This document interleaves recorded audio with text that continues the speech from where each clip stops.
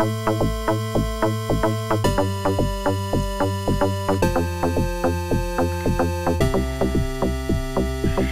you like to read, if you like to think, if you like to see the world differently, grab yourself a book, give this show a listen. Purple LitNerd gonna show you what you're missing.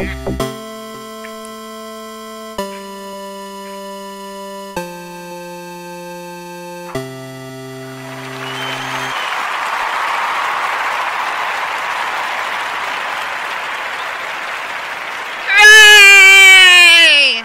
Welcome to the Purple LitNerd podcast for January what the hell day is it? 13th.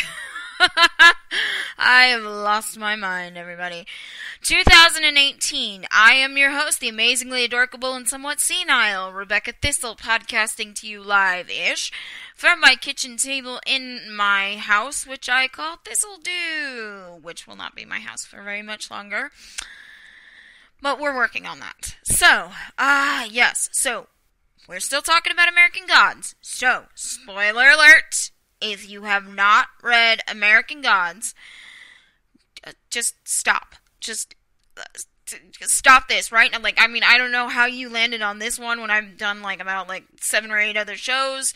But in any event, stop right now. If you have not read it, go read it, then come back and listen to all the shows. Because number one, it's a really good book. It's really thought-provoking. I think it's one that I can probably come back to in a year and go, oh my god, I didn't notice that. Which is actually funnier than I thought it would be. Because I'm insane. So, spoiler alert. If you don't care about spoilers, keep listening. Anyways, so what we're going to talk about this week is the Egyptian gods in the story.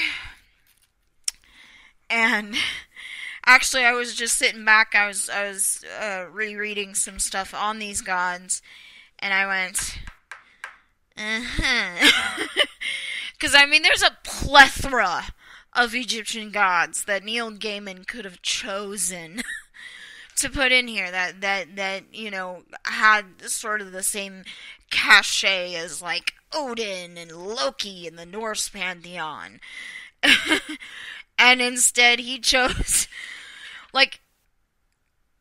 I don't know. Anyways, he chose the ones that he did, and it doesn't ruin the story, but it's just kind of interesting to me that he chose these gods to be the ones that survived change and progress and technology and all that fun stuff, as opposed to the other ones. But firstly and foremostly, Mr. Ibis. Which, I was thinking about this as I was rereading some stuff on Wikipedia about him, and I was like, I bet that was Neil Gaiman's way of putting himself in the story, because I'm just thinking of how Mr. Ibis's character operates within the story, and I'm going, that's probably how Neil is in real life. It would really make me laugh if that was true. Anyways, Mr. Ibis is the corporeal manifestation of the Egyptian god Thoth? Tot? I don't know. It's Thoth. So I'm not entirely sure how that is pronounced. It looks like Thoth to me, but I am American. Even more specifically, I am Texan. So that might not be the right way to pronounce it. Feel free to tell me I'm wrong, because I think I'm wrong. Anyways, so Thoth is in Egyptian theology. He is he's associated.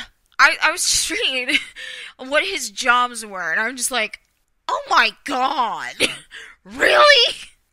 Holy crap. Okay, this guy is associated in Egyptian theology as having been the inventor of writing, the inventor of basically every kind of math and science that they were aware of at the time. It is his fault or his doing that the gods exist and that the universe works. That is a big job. Okay? So it's really weird. But specifically because he is the inventor of writing, he is also the scribe to the gods. Like, I mean, if you're the guy that maintains the universe, why are you just a measly little scribe? I don't know. People are so unappreciative, and gods even more, or even less so. So, they're even more unappreciative, which means they're even less appreciative. Does that make sense? Am I making sense? I don't know. Anyways, so he's associated as being the scribe to the gods, and at one point it was believed that any written work of history, fiction, whatever, that was his doing in some way, shape, or form. So, within the context of American Gods, Mr. Ibis, as the American corporeal manifestation of Thoth, he basically is writing the book within the book about how all the gods ended up in America. So you have these little coming to America stories about, like Vikings discovering whatever up there, and their adventures and their sacrifices that they made to Odin when they got to the New World, and then the crap that followed that, and and slaves being brought over, and so here's how some African deities made it, and here's how some Irish deities made it, and so he has taken it upon himself to document all the gods and how they came over, and write down the stories. But he's one of my favorite characters because he's so precise, and he's a dork. He's a nerd, but he gets on these little pontificating lectures about history and theology and philosophy, and and he'll sit there and he'll lecture. Is that my cat in the window? Oh yeah, it is. It's like, oh my god, someone's breaking into my house. Oh no, it's just my cat. Okay. Side note, but he'll get on these little lectures when Shadow goes to stay with him in Cairo. In, what is it, Illinois or something like that. Anyway, but he'll go off on these little lectures, and Shadow just sits there and listens because he knows that's what he's supposed to do. So that's fun. Also, Thoth is the mediator of the gods. He, in Egyptian theology, he's supposed to be sort of the mediator between these disputes, and he was supposed to be the guy that weighed good and evil out so that neither one really triumphed over the other, which is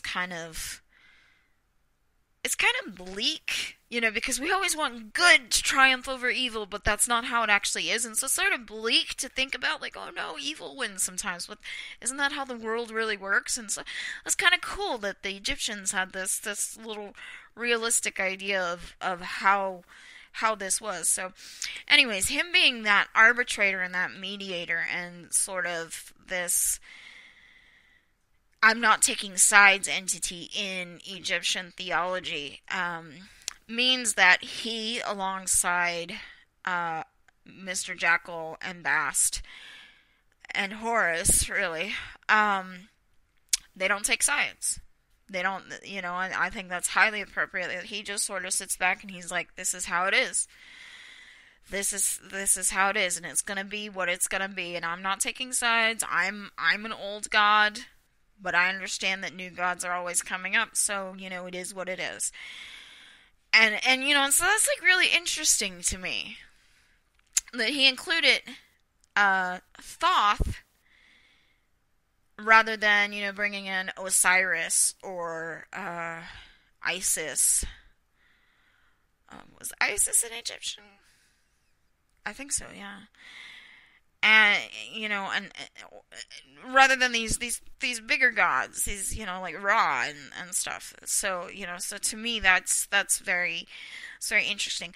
Oh, and side note, why is his name Mr. Ibis when his god name is Thoth? Well, Thoth in Egyptian art, theological art, was depicted oftentimes as a man with the head of an ibis, which is a kind of bird. And, and apparently also that sometimes he was depicted as having a head of a baboon. I don't understand, but I like baboons. They're funny. I think it'd be funny if he had the torso of a man and then the legs and the butt of a baboon and the head of an ibis. They should have depicted him like that. That would have been fun. He's got a baboon butt, but a bird head. It would have been so great. I don't know. I'm a dork. As advertised. So, next on my listy list, there's 3 other gods, and they're sort of like, there's less to talk about their backstory, to be honest with you. Well, with the exception of Horus, but you don't really need to know much about Horus. Anyways, moving right along. Mr. Jackal, i.e. the Egyptian god Anubis, which, that's not what they actually called him in Egypt, in ancient Egypt. That is his Greekified name, his Hellenized, I guess is the proper word for it, name is Anubis. And so Anubis is depicted in art as a man with the head of a jackal. Hence, Mr. Jackal. Except it's spelled different and much more pretentiously. It's Jacquel. Mr. Jacquel. And it's kind of like Stephen Colbert, who hosts the Late Show on CBS. It's actually technically supposed to be pronounced Colbert, but he is pretentious and kind of meh. So it's Colbert, and I'm like, yes, I love it. So woohoo to you, Mr. Jackal. Anyways, so Mr. Jackal in the story runs a funeral parlor, and he's also he also does autopsies. He's the coroner for Cairo. Is that right? Coroner? Something like that. I'm trying to remember the words because my mind is somewhere. But there's like a government official that basically kicks the body to make sure that it doesn't move, and then Mr. Jackal is the one that actually does the autopsy and gives the reason for death and all that stuff. The medical examiner is the one that kicks the body. There we go. I guess. Or no, maybe he's the medical... I don't know. Anyways, but that's what he does. I feel so stupid right now. Come on, Thoth. As though he's just gonna come like waltzing in my door and go, here, let me tell you how to say all this. Anyways. But Mr. Jackal, i.e. Anubis, does that. So, unsurprisingly, Anubis was the god associated with mummification and the afterlife.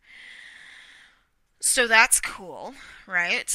But that's about really all there is to him in Egyptian theology, is he's just generally associated with mummification. The end. How exciting is that? So fittingly, he is a mortician. Well, he's a funeral director. He prepares bodies for burial and all that. So, next is Bast, which I don't think I'm saying that right, because I think it's spelled like Basteth, or Bastet, I don't know. I always say Bast, because she makes an appearance in one of the Iron Druid novellas, and that's how Luke Daniels pronounces it, so, wahaha, he's the man. Okay, so Bast is the Greek goddess generally associated with cats, and, like, she was, generally depicted as like a lion